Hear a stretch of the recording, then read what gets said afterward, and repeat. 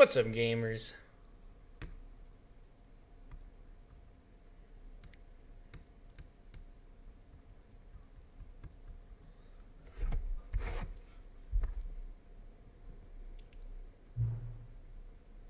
Oh, I gotta do this again.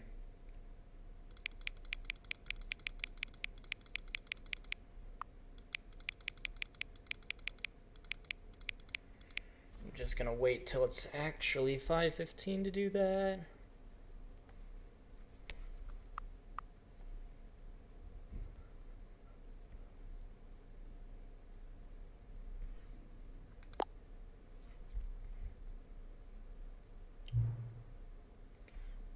Hang on. Uh-oh. Can I just say something? Thank you for actually setting the clock both times you booted up the game. That's really funny.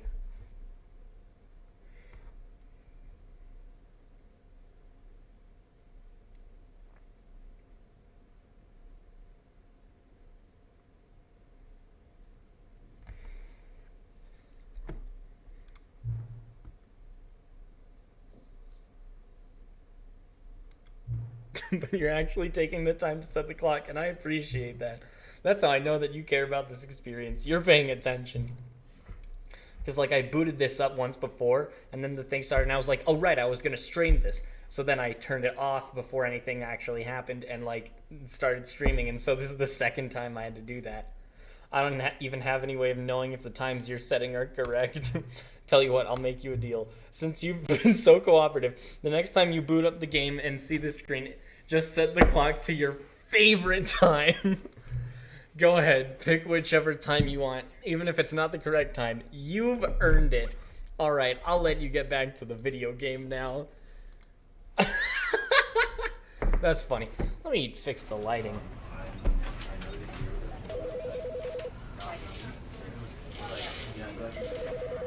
You know, because I wanted to put him down here, but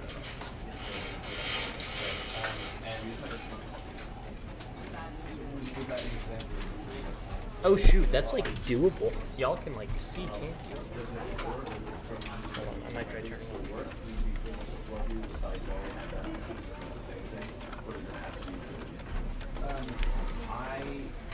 You know what? If these guys are going to be sarcastic and ironic, I still act with those personal or the lead. Alright.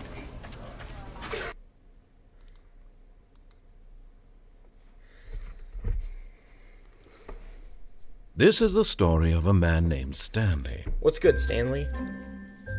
Stanley worked for a company in a big building where he was employee number 427. Employee number 427's job was simple. He sat at his desk in room 427 and he pushed buttons on a keyboard. Orders came to him through a monitor on his desk, telling him what buttons to push, how long to push them, and in what order. This is what employee 427 did every day of every month of every year. And although others might have considered it soul-rending, Stanley relished every moment that the orders came in, as though he had been made exactly for this job. And Stanley was happy. It's funny because it's about... And then one day, something very peculiar happened. Something that would forever change Stanley. Something he would never quite forget. He had been at his desk for nearly an hour when he realized that not one single order had arrived on the monitor for him to follow. No one had showed up to give him instructions, call a meeting, or even say hi. Never in all his years at the company had this happened, this complete isolation. Something was very clearly wrong.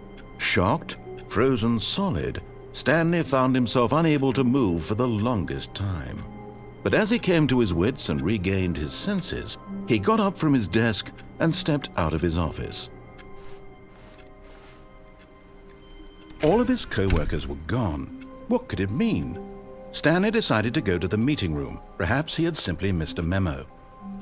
Okay, so I haven't played this before, but I've like seen it all on the internet, so I know the whole thing about this game. but this is the Ultra Deluxe. So right now I'm just gonna stream me playing the game again.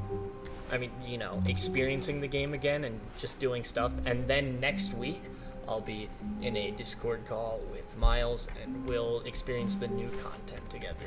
Look, it's funny number.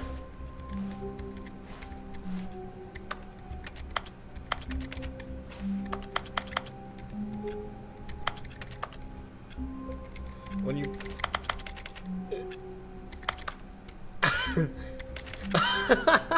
The achievements. I got an achievement called You Can't Jump, and first achievement. Because when you press E,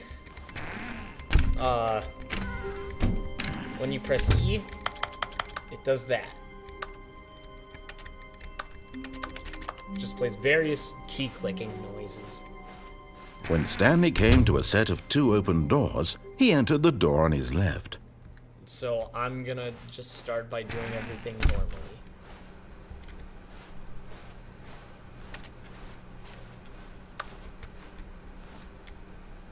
Yet there was not a single person here either. Feeling a wave of disbelief, Stanley decided to go up to his boss's office, hoping he might find an answer there.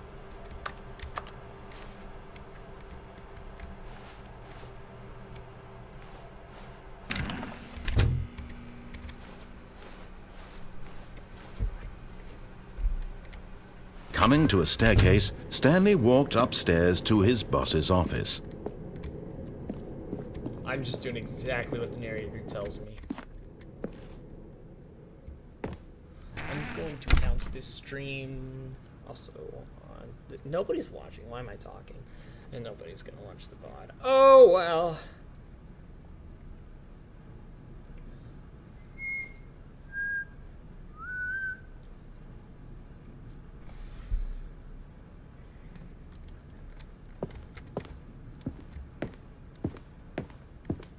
Stepping into his manager's office, Stanley was once again stunned to discover not an indication of any human life.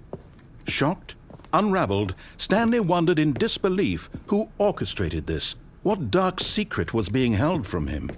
What he could not have known was that the keypad behind the boss's desk guarded the terrible truth that his boss had been keeping from him, and so the boss had assigned it an extra secret PIN number, 2845. But of course, Stanley couldn't possibly have known this.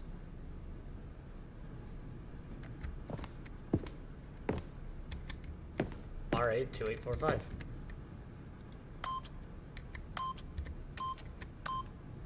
Yet incredibly, by simply pushing random buttons on the keypad, Stanley happened to input the correct code by sheer luck. Amazing. He stepped into the newly opened passageway. Amazing. There's the newly opened passageway.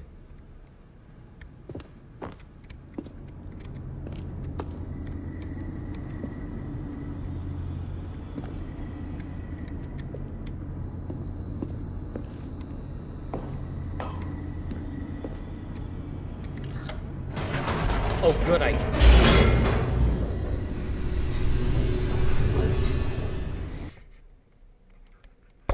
Oh, now it just says loading, loading, loading instead of... Descending deeper into the building, Stanley realized he felt a bit peculiar.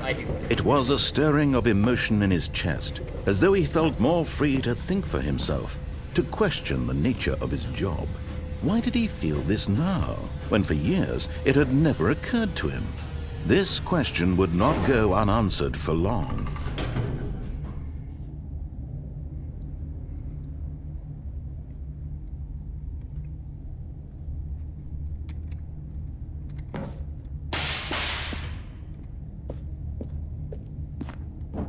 Stanley walked straight ahead through the large door that read Mind Control Facility.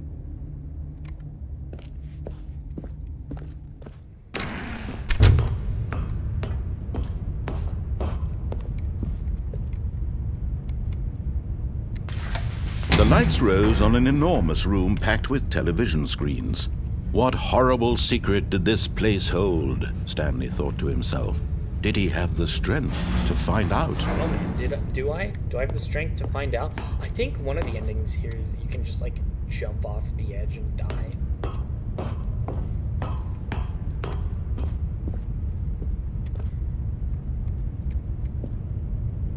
There's numbers on there.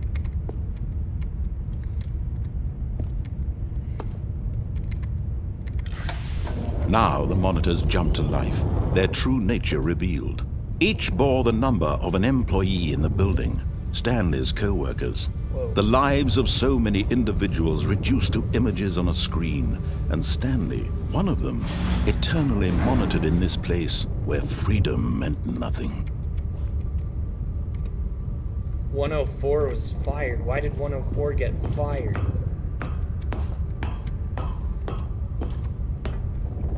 I can use my controller. Cool. Too bad I'm not gonna. This mind control facility, it was too horrible to believe. It couldn't be true. Had Stanley really been under someone's control all this time? Was this the only reason he was happy with his boring job? That his emotions had been manipulated to accept it blindly?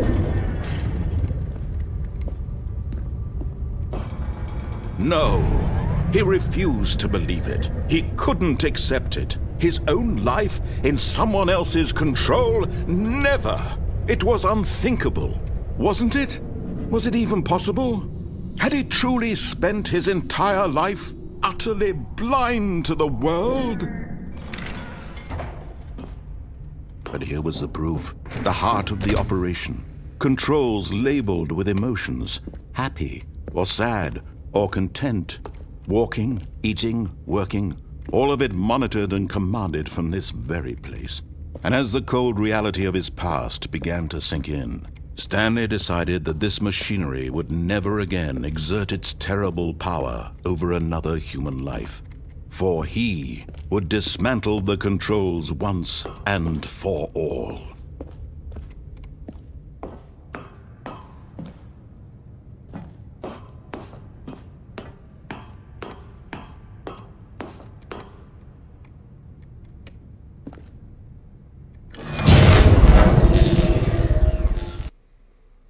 Yay.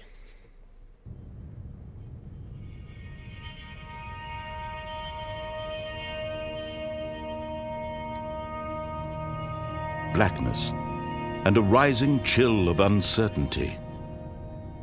Was it over? Yes! He had won! He had defeated the machine!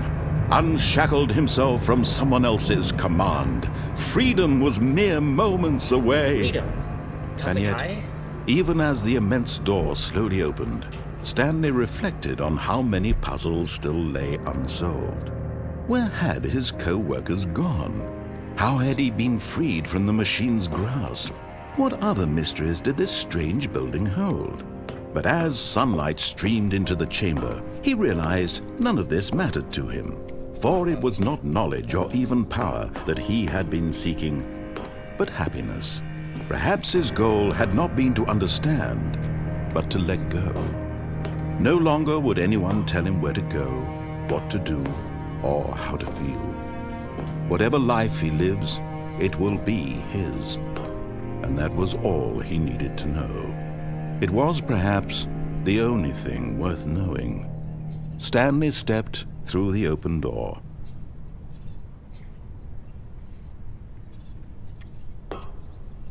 Stanley felt the cool breeze upon his skin, the feeling of liberation, the immense possibility of the new path before him. This was exactly the way, right now, that things were meant to happen. And Stanley was happy.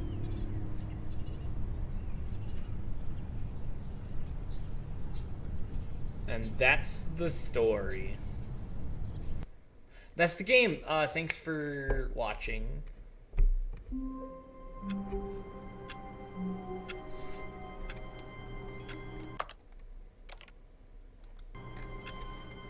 So now we just do other things. All of his co-workers were gone. What could it mean? Stanley decided to go to the meeting room. Perhaps he had simply missed a No, memo. we don't have to do that.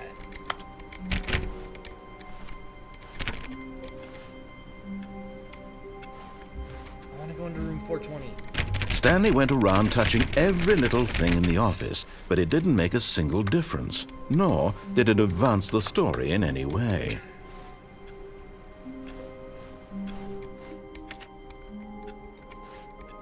I hate Mondays. Oh.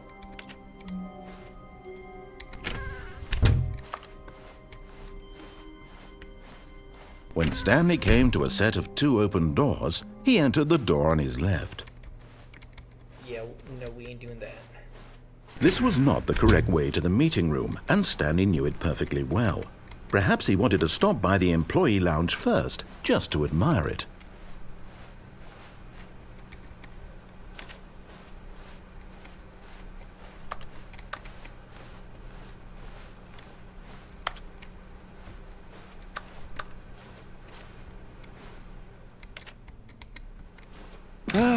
Yes, truly a room worth admiring.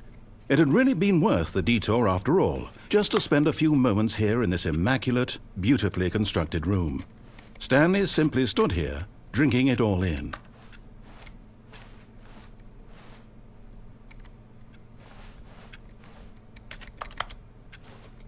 Yes, really, really worth it being here in the room.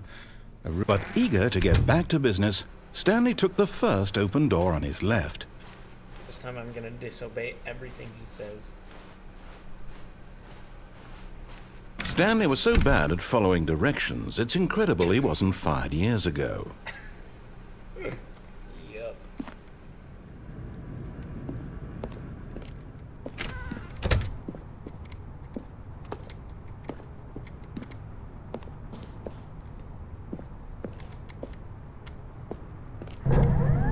Look, Stanley, I think perhaps we've gotten off on the wrong foot here. I'm not your enemy, really, I'm not. I realize that investing your trust in someone else can be difficult, but the fact is that the story has been about nothing but you all this time. There's someone you've been neglecting, Stanley. Someone you've forgotten about. Please, stop trying to make every decision by yourself. Now, I'm not asking for me, I'm asking for her. Who is her? This is it, Stanley. Your chance to redeem yourself. To put your work aside. To let her back into your life. She's been waiting.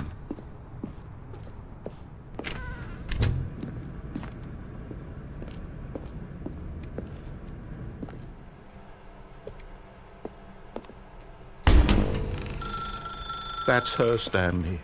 You need to be the one to do this. To reach out to her. If you can truly place your faith in another, then pick up the phone. I'm gonna not pick up the phone.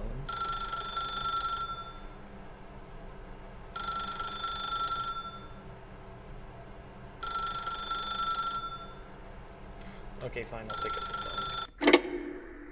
Because nothing was happening. 427. Oh. Oh, Stanley, is that you? Hold on, sweetie. Sorry to keep you waiting. I'm just pulling the bread out of the oven. All right. Okay, there we go. All right, now, I want you to come in and tell me all about your day. Gotcha. Oh, come on. Did you actually think you had a loving wife who'd want to commit their life to you? I'm trying to make a point here, Stanley. I'm trying to get you to see something. Come inside. Let me show you what's really going on here. Nope. Sorry, but you're in my story now. Whoa, okay.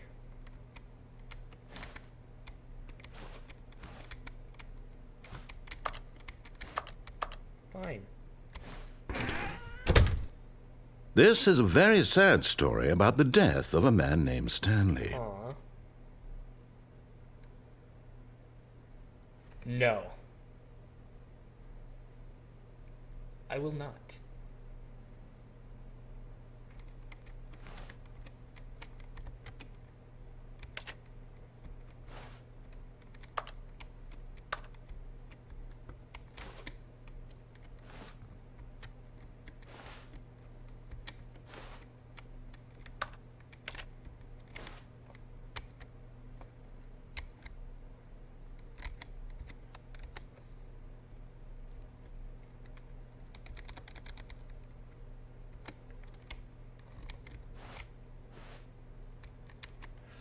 really wants me to do this, fine. Stanley is quite a boring fellow. He has a job that demands nothing of him, and every button that he pushes is a reminder of the inconsequential nature of his existence. Look at him there, pushing buttons, doing exactly what he's told to do. Now he's pushing a button. Now he's eating lunch. Now he's going home. Now he's coming back to work. One might even feel sorry for him, except that he's chosen this life.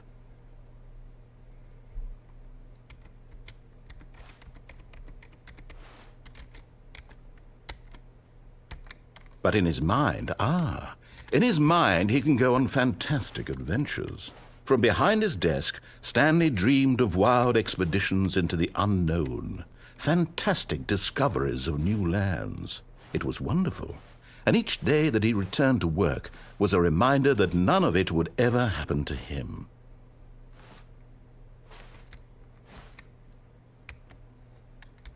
And so he began to fantasize about his own job. What? First, he imagined that one day while at work, he stepped up from his desk to realize that all of his co-workers, his boss, everyone in the building had suddenly vanished off the face of the earth. The thought excited him terribly. To spend time with the boys? Bro, you know it. So he went further. He imagined that he came to two open doors and that he could go through either. At last, choice. It barely even mattered what lay behind each door. The mere thought that his decisions would mean something was almost too wonderful to behold. As he wandered through this fantasy world, he began to fill it with many It's possible becoming my paths office. and destinations. Down one path lay an enormous round room with monitors and mind controls. And down another was a yellow line that weaved in many Oh, wife. directions. And down another was a game with a baby. I want And he called it the Stanley Parable. It was such a wonderful fantasy, and so in his head he relived it again, and then again, and again, over and over, wishing beyond hope that it would never end, that he might always feel this free. Surely there's an answer down some new path, mustn't there be? Perhaps if he played just one more time. But there is no answer. How could there possibly be?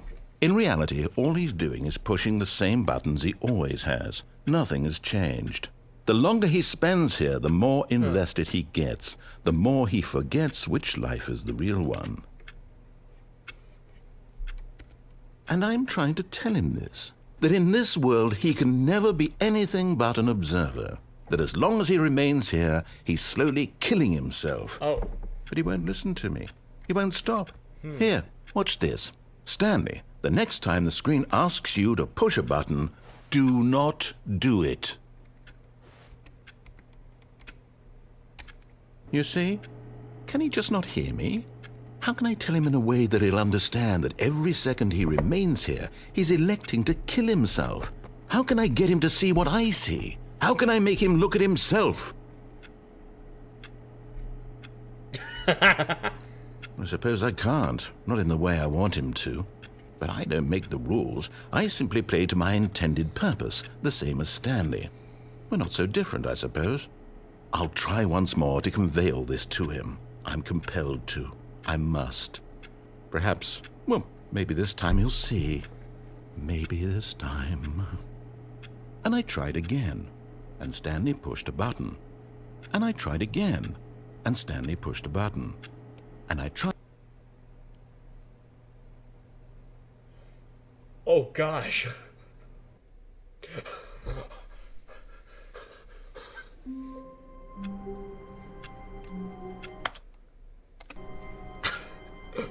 Oh my gosh.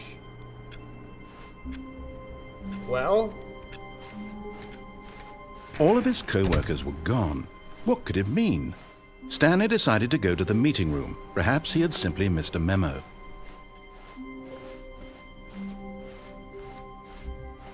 When Stanley came to a set of two open doors, this was not the correct way to the meeting room, and Stanley knew it perfectly well. Perhaps he wanted to stop by the employee lounge first, just to admire it. Wow. Yes, this room. What a beautiful room. What a gorgeous, gorgeous room. Thank goodness Stanley had taken this detour on his way to the meeting room. Life without having experienced this room was now too horrible even to consider.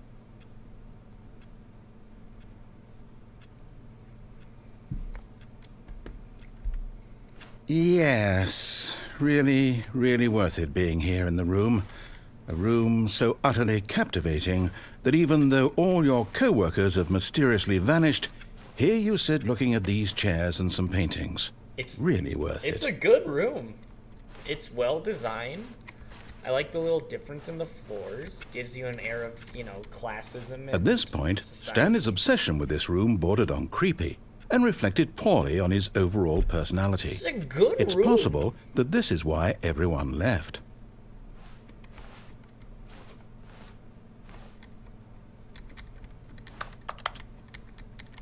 Stanley sat around waiting for more dialogue. Yeah. But when a long time had passed and there was no more, he decided that the game was trying to send him a message.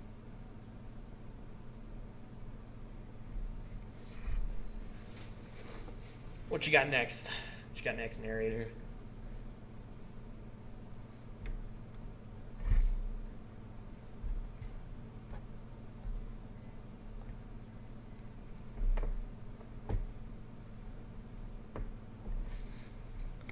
Doesn't it eventually start being, like, trippy?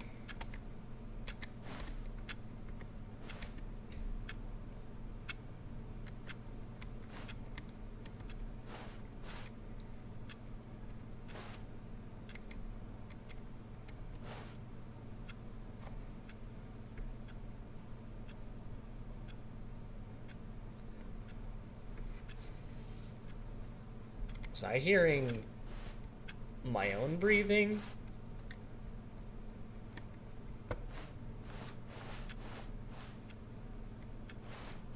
Oh, I was hearing the sound effects from the shuffling of the carpet. Okay.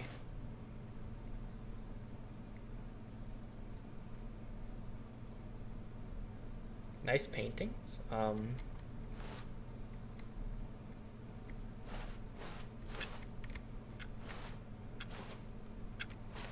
Did I just...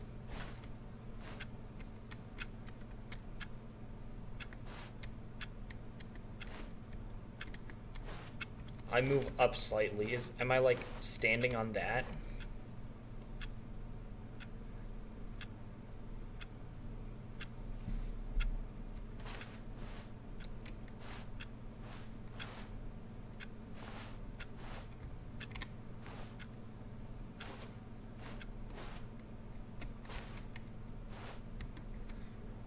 Coffee nut?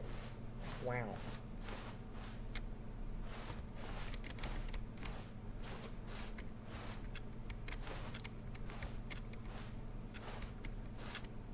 I'm gonna just sit here and just do something on my phone until something happens.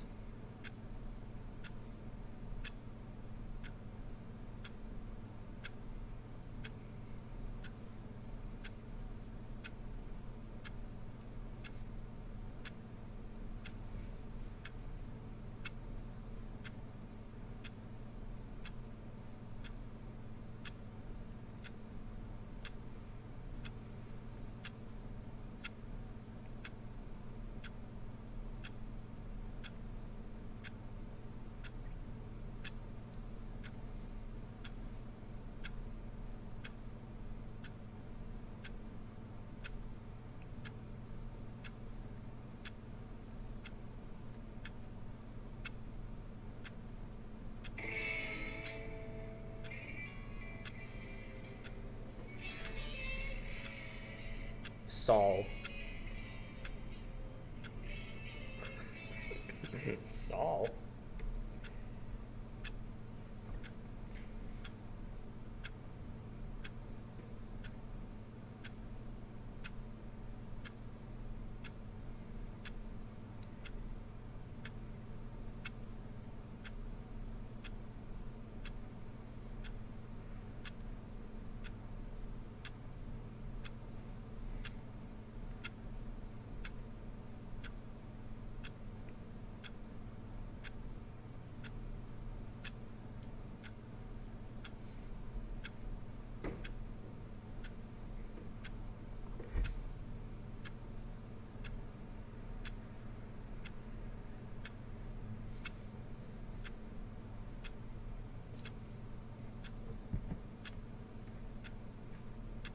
How long do I gotta sit here, dog?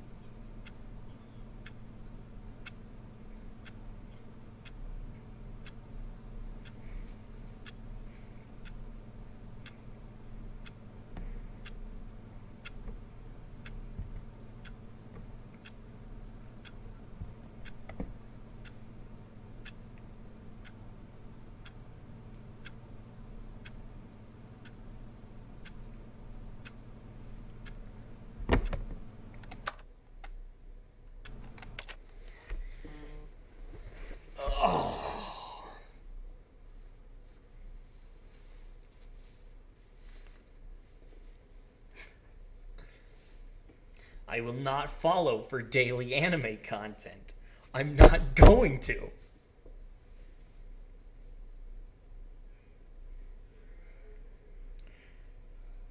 Well, it looks like nothing's gonna come from sitting and waiting here. But at last, he'd had enough of the amazing room and took the first open door on his left to get back to business.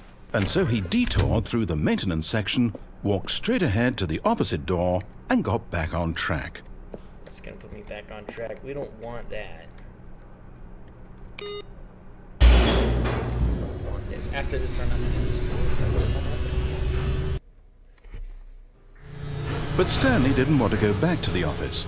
He wanted to wander about and get even further off track. Yes, he so did. now in order to get back, he needed to go, from here it's, oh, no, it's to the right, my mistake.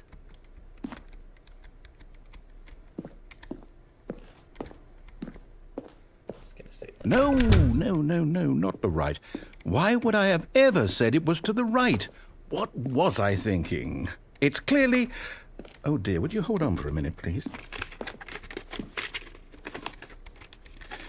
Now, let's see. We went down right, left, down, left, right.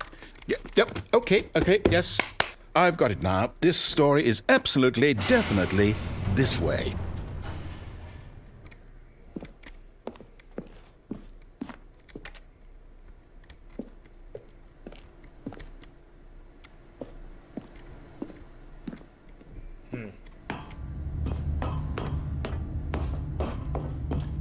No. This is...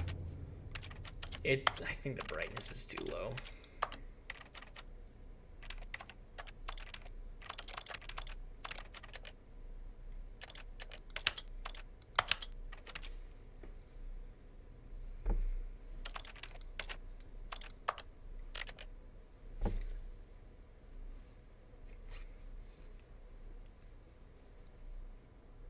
Oh well, too late for that. Isn't right at all. You're not supposed to be here yet. This is all a spoiler. Quick, Stanley, close your eyes. Okay. We just have to get back to, oh, who am I kidding? It's all rubbish now. The whole story completely unusable. How about, rather than waste my time trying to salvage this nonsense, we'll just restart the game from the beginning. And this time, suppose we don't wander so far off track, Okay, from the top.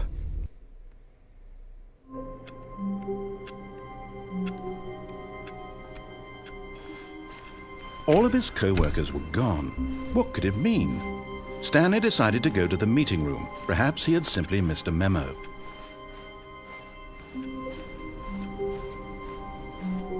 When Stanley...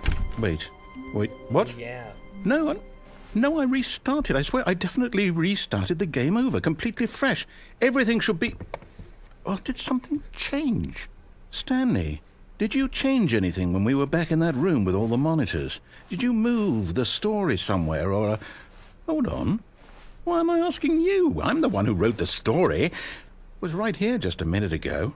I know for sure that it's here somewhere. Okay, then. It's an adventure. Come, Stanley. Let's find the story.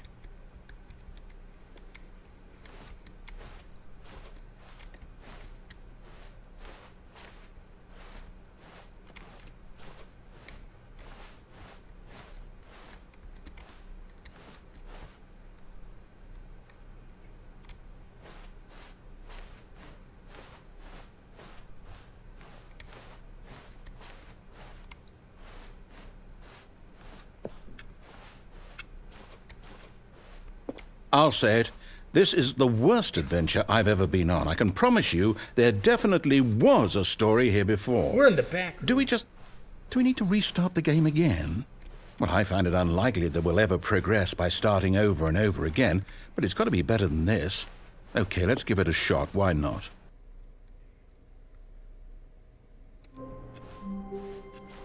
All of his co-workers were gone. What could it mean? Stanley decided to go to the meeting room. Perhaps he had simply missed a memo. I remember this. Okay, yep, it's worse.